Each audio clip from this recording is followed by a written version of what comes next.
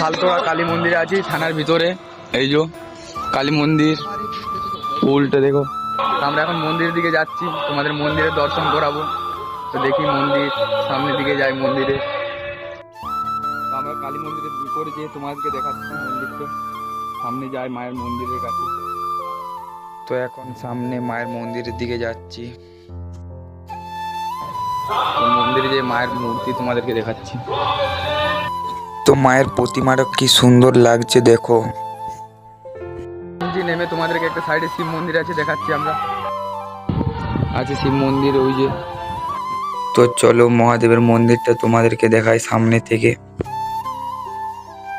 তো গেট বন্ধ আছে, গেট খুলে দেখাচ্ছি তোমাদেরকে মহাদেবের মূর্তিটা। তো গেট খুলে সবার আগে আমি মন্দিরের ঘন্টা বাজিয়ে নিই, তারপর মহাদেবকে প্রণাম করছি।